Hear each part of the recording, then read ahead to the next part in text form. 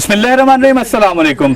आज के प्रोग्राम में हम पोल्ट्री की सनत पे बात करेंगे कि पोल्ट्री की सनत पाकिस्तान में किस तरह से काम कर रही है, और उसके साथ साथ बात करेंगे कि जो पोल्ट्री की सनत से लोग वाबस्ता हैं किस तरह से वो पोल्ट्री की सनत से ज़्यादा नफ़ा हासिल कर सकते हैं, और जो चूज़े पालने का क्या तरीक़ेकार है, किस तरह से वो चूज़ों को बड़ा कर सकते हैं, वैक्सीनेशन का क्या तरीक़ेकार है। प्रोग्राम में हमारे साथ बहुत ही मोअज़्ज़ज़ मेहमान शरीक हैं। आप प्रोग्राम लीडर हैं poultry and wild life NARC में, और उसके साथ साथ आप प्रिंसिपल साइंटिस्ट हैं।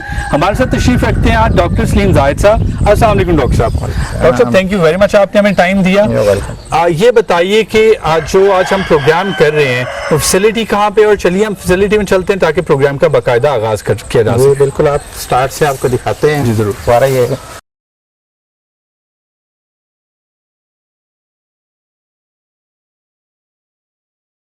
डॉक्टर साहब, सबसे पहले तो ये बताइए कि पाकिस्तान में पोल्ट्री की सनत जो है वो कितना फैल चुकी है, और कितने सही पैमाने पे यानी इंटरनेशनल स्टैंडर्ड्स को फॉलो करते हुए इस सनत की पाकिस्तान में बढ़ोतरी हो रही है। बिस्मिल्लाहिर्रहमानिर्रहीम। अल्हम्दुलिल्लाह जी, पाकिस्तान में इस वक्त पोल्ट्री की सनत बहुत तरक्की कर चुकी है, और 1965 से शुरू होने वाली ये सनत इस वक्त बहुत ज़्यादा तरक्की कर चुकी है। और इस वक्त फ़िलहाल इस वक्त जो इसकी रेशो है अभी भी 8 से 10% सालाना है। सही। और पोल्ट्री की यानी 8 से 10% जो है सालाना तरक्की, इसमें बढ़ोतरी हो रही है। अभी भी हो रही है। सही, ठीक। और हमने जो स्टार्ट लिया था 65 में, वो देसी मुर्गी से स्टार्ट लिया, और अब हम commercial, broiler, breeder, layer, even parent flock, GP flock सब रखते हैं। ठीक। और हमारे शेड जो हैं पहले कन्वेंशनल शेड थे, जो आम शेड होते थे, अब कंट्रोल एनवायरनमेंट शेड तक पहुंच चुके हैं। तो हमारी जो पोल्ट्री की सनत है वो तकरीबन इंटरनेशनल स्टैंडर्ड्स के बराबर है, उससे बेहतर है। ठीक।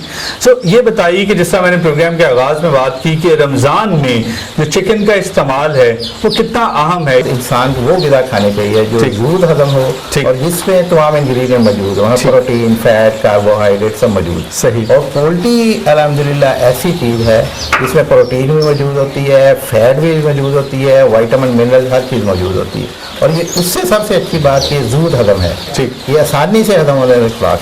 ठीक। सो जो खवातीन इस वक्त प्रोग्राम देख रही हैं, आप क्या कहेंगे कि क्या क्या चीज़ें इससे बनाई जा सकती हैं पोल्ट्री से, और क्या पकाने का इसका कोई ऐसा तरीका है कि जिससे ये नॉर्मली ये होता है कि हमारा जो खाने बनाने का तरीका है उसमें हम ऐसे ऐसे तरीक़ाकार इस्तेमाल करते हैं कि जो बजाय इसके कि हफ्ज़ाने सेहत के मुताबिक हो, कहीं ओवर कुक हो जाता है, वो सेहत के लिए नुकसानदेह होता है। तो चिकन के लिए आप क्या रिकमेंड करते हैं कि इसको बनाने का सही तरीका क्या, टेम्परेचर होना चाहिए, और उसके साथ साथ कि ये बिल्कुल इंसानी सेहत के लिए मुज़र नहीं हो। भाई, इसमें जो बेसिक चीज़ है ना कि ये जल्द हजम होना चाहिए। ठीक। जो नॉर्मली हमारे कुकिंग मेथड है वो बहुत अच्छे हैं। ठीक। इसमें जो हम अच्छी तरह कुकिंग करते हैं या फ्राई करते हैं, अगर उसमें ज़्यादा फैट यूज़ ना की जाए, ठीक, तो चिकन सबसे अच्छी चीज़ है। सही। डॉक्टर साहब, किसानों के हवाले से ही बात करते हैं, और जो पोल्ट्री इंडस्ट्री से लोग मुंसलिक उनसे ही बात करते हैं। इस वक्त जहाँ पे मौजूद है बहुत छोटी छोटी चूज़े हमें नजर आ रहे हैं, तो इसके बारे में बताइएगा कि इस सेक्शन को आप क्या कहते हैं, ये कौन सी जगह है, और इन चूज़ों की कितनी उम्र है। ये चूज़े ये अभी सुबह ही हैच हुए हैं, सुबह हमने मशीन से निकाले हैं। ठीक। ये कमरा ब्रूडिंग रूम कहलाता है। सही। ब्रूडिंग मीन मसनूई माँ, उर्दू में वगैरह तर्जुमा करें तो उसको मसनूई माँ कहते हैं। ठीक है। जो फैसिलिटीज चूज़ों के लिए उसकी माँ या मुर्गी मुहैया करती है, हमने यहाँ पे मुहैया करना है। ठीक है। तो उसके लिए हमने पहले नंबर पे हीटिंग के लिए बंदोबस्त रखा होता है। ये जो ब्रूडर, इसको भी ब्रूडर बोलते हैं, और ये ब्रूडिंग के लिए होता है कि ये वही हीट मुहैया करे। फिर इसमें पानी और ग़िज़ा का इंतजाम होता है। नीचे हम अखबार डाल देते हैं ताकि जो डे ओल्ड चूज़े है उनकी हैबिट होती है कि वो आते ही ज़मीन पे खुराक की तलाश शुरू कर देता है। ठीक। अगर वो भूरा नीचे होगा तो भूरा खाना शुरू कर दे, उसके लिए अच्छा नहीं है। नीचे कोई ऐसी चीज़ नहीं होती है कि वो कोई भी ऐसी ग़िज़ा के अलावा कोई भी चीज़ उसको नहीं मिलती है, उसको नहीं मिलनी नहीं चाहिए। ठीक। ये जो चूज़े इस वक्त नजर आ रहे हैं नाज़रीन, आप भी अपनी टीवी स्क्रीन पे देख सकते हैं, इन चीज़ों की उम्र अभी 24 घंटे भी नहीं हुई है, अभी तो 10 घंटे भी नहीं, 10 घंटे भी नहीं हुई है, और ये भाग रहे हैं, दौड़ रहे हैं, खुद ही से ये ग़िज़ा खाना। तो ये अल्लाह ताला की कुदरत है कि खुद ही से जब ये पैदा होते हैं तो इन्हें पता है मोर्टेलिटी रेशो क्या है, कि ऐसा तो नहीं होता चूंकि ये बिन माँ के होते हैं तो ये बहुत ज़्यादा मर जाते हो, ऐसा तो नहीं होता। नहीं, अगर आप इसे सही फैसिलिटीज मुहैया कर रहे हैं, इसको टेम्परेचर सही दे रहे हैं, इसको जो खुराक है इसकी पहुंच में है, जो पानी इसकी पहुंच में है, फिर इंतहाई कम को कमज़ोर चूज़ा वो मरता है। Otherwise mortality rate poultry industry से जो लोग मुंसलिक हैं वो भी ये प्रोग्राम देख रहे होंगे, उनके लिए ये चीज इंतहाई अहम है। ये बताइए कि हैचिंग के लिए क्या प्रोसेस है? जिस तरह आपने बताया कि यहाँ पे खुराक का बंदोबस्त किया गया है, ये जगह में हीटिंग का बंदोबस्त किया गया है, तो अगर स्टेप बाय स्टेप बात की जाए तो प्रोसेस क्या है कि ये चूजों की मोर्टालिटी कम से कम हो और ये सेहतमंद परिंदे बन के इनको फर्दर दूसरे जो एरियाज हैं उनमें शिफ्ट किया जा सके? तो स्टेप बाय स्टेप बात की जाए तो क्या स्टेप्स अपनाने होंगे जो लोग पोल्ट्री इंडस्ट्री से मुंसलिक हैं? और उसमें पहले दिन तो यही है कि टेम्परेचर कमरे का और ब्रूडर के नीचे टेम्परेचर बेहतर हो। जो हम नॉर्मली रिकमेंड करते हैं वो 90 to 95 डिग्री फ़ारेनहाइट जो हम रिकमेंड करते हैं। कमरे का टेम्परेचर 90 तक होना चाहिए और ब्रूडर के नीचे 95 तक होना चाहिए। उसके अलावा फ्राक जो है ना वो अप्रोच में हो, नॉर्मली पहले दिन हम फ्राक जो है ना अखबार के ऊपर ही डाल देते हैं। सही। दूसरे दिन जो हम फ्राक पर बर्तन रखना शुरू कर देते हैं। ठीक है। पानी इनकी अप्रोच में होना चाहिए। ठीक है, यही बस जरूरी है, अदरवाइज सबसे अहम यह है कि जो टेम्परेचर है वो 90 to 95 डिग्री फ़ारेनहाइट होना चाहिए। खुराक इनकी अप्रोच में हो, चूंकि चूजा आते ही चोंच नीचे मारता है तो खुराक नीचे फैला देनी चाहिए और पानी का भी इंतजाम होना चाहिए। इनकी क्या वैक्सीनेशन भी की जाती है जब ये चूजे आते हैं कि जो कोई चूजा बीमार पाया जाता है फिर उसकी वैक्सीनेशन होती है? इसकी बकायदा वैक्सीनेशन है, हम बकायदा स्केड्यूल के मुताबिक वैक्सीन करते हैं। पहले दिन हम आपको इनको जो एक तो वैक्सीन लगती है हैचरी में, जब चूजा निकल रहा होता है मशीन से उसी वक्त हम उसको मैरिक्स की वैक्सीन लगा देते हैं, क्योंकि ये लेयर का चूजा होता है, इसको पूरा जो नहीं 1.5 साल तक रहना होता है। पहले मैरिक्स की वैक्सीन लगाते हैं, फिर यहाँ आके हम इसको रानीखेत की वैक्सीन लगा देते हैं, जो इंतहाई मुहलिक बीमारी है। ठीक है, और उसकी वैक्सीन हम लगाते हैं। रानीखेत की अगर वैक्सीनेशन इन चूजों की हो जाएगी तो इन पर रानीखेत का अटैक नहीं हो सकता? चंद दिन तक इसकी कुदरती इनमें मैटरनल इम्यूनिटी होती है जो माँ बाप की तरफ से आती है, चंद दिन तक वो रहती है। उसके बाद जब वो हम वैक्सीन आज दे रहे होते हैं वो 3 दिन के बाद अपनी इम्यूनिटी पैदा शुरू कर देती है, फिर वो उस बीमारी के खिलाफ जब तक कि इनकी जिंदगी होगी इन पे अटैक नहीं हो सकते, चांसेस बहुत कम हो जाते हैं। उसके रानीखेत का ये प्रॉब्लम है, इसकी इम्यूनिटी ज्यादा अरसे तक नहीं चलती। सही। मैं इसको रेगुलरली वैक्सीन करना पड़ता है, रेगुलरली वैक्सीन करना पड़ेगा। मंथ में एक बार या हम टेस्ट वगैरह करके भी देख लेते हैं कि इसका इम्यूनिटी टाइटर डाउन हुआ है, फिर हम कर लेते हैं। ठीक। चूजे अमूमन बात की जाती है कि ब्रायलर जो हैं वो बड़े सुस्त होते हैं और जहाँ पे पड़े होते हैं बस खुराक खाई और वहीं पे पड़े रहे। ये चूजे बहुत एक्टिव हैं, तो ये कौन सी किस्म है?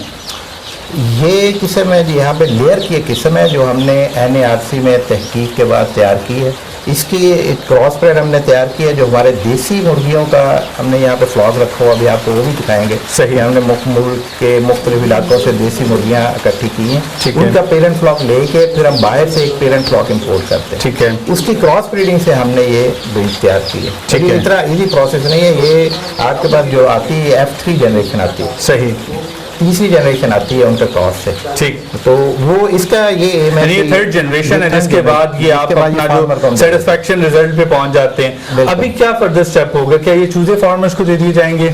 ये हम फार्मर की बेहतरी के लिए, क्योंकि फार्मर ज्यादातर इतनी मैनेजमेंट नहीं कर सकता, ठीक, तो हम ये करते हैं कि इसको 2 हफ्ते तक पालते हैं। सही। क्योंकि हमारा ये एम है कि ये जो चूजा है देहातों में या छोटे लेवल पे घरों में या छोटे फार्मों में पाले, तो वो लोग इतने अवेयर नहीं होते। ये ब्रायलर नहीं है, ये बेसिकली देहातों में पाला जाएगा। ये देसी मुर्गी की बेनिफिट्स क्या हासिल किए जाएंगे? जो इसकी जेनेटिक्स पे इतना काम किया गया, इसकी देखभाल की गई, तो क्या बेनिफिट्स हासिल किए जाएंगे? क्योंकि देहातों में मुर्गबानी तो ऑलरेडी बहुत बड़े पैमाने पे हो रही है, तो इसमें और जो आम देहातों में मुर्गी पाई जाती है उसमें क्या फर्क होगा?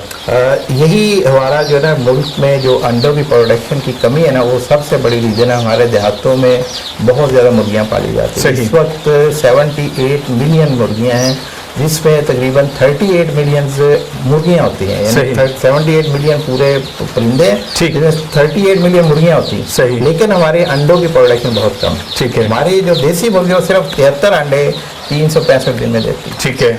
उसी प्रॉब्लम को मद्देनजर रखते हुए एक क्रॉस ब्रीडिंग का प्रोजेक्ट शुरू किया कि ये 73 अंडों से हम कम से कम 173 पर लेके जाएं। ठीक है। अगर 100 चूजे 100 जो अंडे हैं एक मुर्गी बढ़ा लेगी तो हमारे मुल्क की अंडों की प्रोडक्शन बहुत हद तक। So, ये जो ब्रीडिंग, ये जो क्रॉस ब्रीड किया गया है, ये मुर्गी 173 अंडे देने की कैपेसिटी रखती है अगर कंड्यूसिव एनवायरनमेंट हो तो।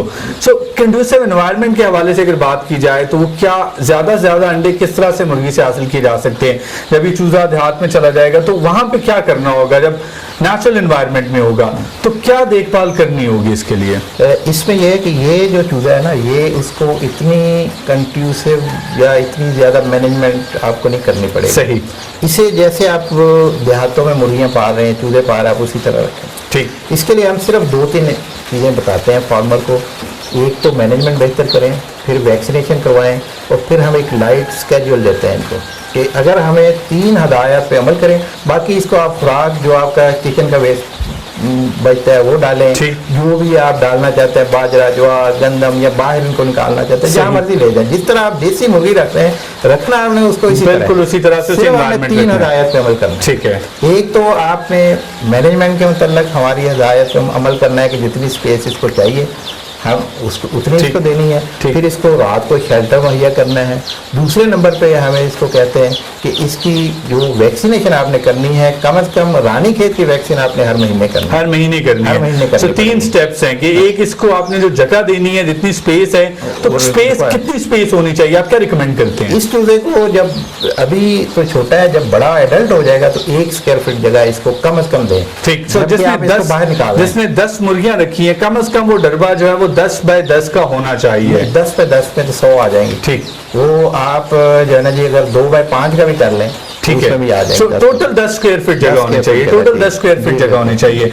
सो 10 स्क्वायर फीट जगह होनी चाहिए। उसके बाद इनके लिए जो है आपको वैक्सीनेशन इनकी प्रॉपर करनी होगी। वैक्सीनेशन आपने रानीखेत की वैक्सीन है ना, वो तो आपने हर महीने करनी। ठीक। उसके साथ साथ हम रिकमेंड करते हैं कि 10th वीक पे जब आपका फ्लॉक हो जाए तो इसको चीचक की वैक्सीन की जाए। ठीक। बाकी कोई दूसरी वैक्सीन की जरूरत नहीं पड़ती, क्योंकि हमारे देहातों में ज़्यादा मेजर प्रॉब्लम या रानीखेत का आता है, जो इंतहाई खतरनाक डिजीज है। और मॉर्टलिटी जब देहातों में आ जाती है तो फिर वहाँ पे फ्लॉक के फ्लॉक और देहात के देहात साफ हो जाते हैं। डॉक्टर साहब ये बताइए कि ये चूजों से जब ये जो एडल्ट मुर्गियां बन जाएंगी, इनसे जो अंडे हासिल किए जाएंगे, उसके बाद तो ये सारा प्रोसेस करने की जरूरत नहीं होगी। जो इनसे फर्दर जनरेशन आएगी वो ऑटोमेटिकली उसके अंदर ही सारी कैपेसिटी होगी, प्रोडक्शन बेहतर होगी, नेचुरल एनवायरनमेंट को रेजिस्ट कर सकते होंगे। सो दोबारा ये प्रोसेस करने की जरूरत तो नहीं है। ये अपनी जो जनरेशन है उसको आगे बढ़ा सकते हैं। इसको आप बढ़ा सकते हैं, लेकिन हम बेहतर रिकमेंड करते हैं कि हर साल नए चूजे डाले तो ज्यादा बेहतर। लेकिन अगर इसी को आप अपने देहात में रखना चाहते हैं और इसको फर्दर क्रॉस ब्रीडिंग यूज कर सकते हैं। ठीक है, ये किया जा सकता है। किया जाता है और अच्छे रिजल्ट आते हैं, जो देसी से बहुत बेहतर आते हैं। ठीक है। सर ये बताइए कि इनके जो अंडे हैं वो क्या, चूंकि नॉर्मली यहाँ पे बहुत बड़ा कॉन्सेप्ट, स्पेशली जब शहरों में लोग अंडे खरीदने जाते हैं तो देसी अंडे और जो ब्रॉयलर के अंडे होते हैं उनमें डिफरेंस होता है, तो ये किस कैटेगरी में होंगे? ये देसी अंडों में आएंगे। एक्चुअली अंडों की जो खसूसियात है ना, वो डिपेंड करती है खुराक पे। सही। अगर आप इनको देसी मुर्गी को भी आप वही खुराक दे रहे हैं, ठीक है, तो उनमें जो वलैती मुर्गी वाली खसूसियात आएंगी। सही। अगर आप इनको बाहर पाल रहे हैं, बाहर ये घूम फिर के अपनी खुराक तलाश करते हैं, कभी इसको जो है किचन का वेस्ट डाल देते हैं, तो फिर उसमें वो खसूसियत आ जाएंगी देसी मुर्गी, जो देसी मुर्गी वाली होती हैं। और इनको नॉर्मली हम ये रिकमेंड करते हैं कि आप इसको देसी तरीके से पालें और देसी अंडे लें। इनके लिए स्पेशल फीड की कोई जरूरत नहीं है। बिल्कुल जिस तरह देहातों में एक मुर्गी को पाला जाता है, इसको बिल्कुल उस तरह से पाला जाए। मईशत पे इसका कितना फर्क आता है? अगर हम मुर्गबानी की बात करें तो इसका मईशत पे कितना फर्क आएगा? एक मैंने एनालिसिस किया हुआ है, अगर इस वक्त जो हमारी देसी मुर्गबानी है वो तकरीबन उसका 32% शेयर है हमारी टोटल एग प्रोडक्शन। ठीक है। अगर हम मुल्क में नंबर ऑफ बर्ड उतने ही रहने दें और ये सारी ब्रीड ये हो जाए और 100 एग्स पर बर्ड बढ़ जाए, तो हमारा शेयर जो है 48% हो जाएगा। 48% हो जाएगा। 30 to 40, 16% शेयर जो है ना, बगैर किसी एक्स्ट्रा एफर्ट के, बगैर किसी एक्स्ट्रा इन्वेस्टमेंट के हो जाएगा। ठीक। सो जरूरत इस समर की है कि जो साइंस में, रिसर्च में जो आप लोग डेवलपमेंट कर रहे हैं, उसके नतीजे में जो रिजल्ट्स आते हैं उसको इम्प्लीमेंट किया जाए और किसान और जितने भी पोल्ट्री फार्म्स हैं उस पर अमल पैरा होकर अगर करें तो इसी एफर्ट के साथ इतने परिंदे रख के ज्यादा बेहतर प्रोडक्शन हासिल की जा सकती है। बिल्कुल। ठीक। नाज़रीन, यहाँ पे हम छोटा सा ब्रेक लेंगे और ब्रेक के बाद जब वापस आएंगे तो आपको दिखाएंगे कि किस तरह से इन चूजों को वैक्सीनेशन दी जाएगी और उसके बाद की क्या मराहिल है, ये सब कुछ, लेकिन एक छोटे से वक्फे के बाद।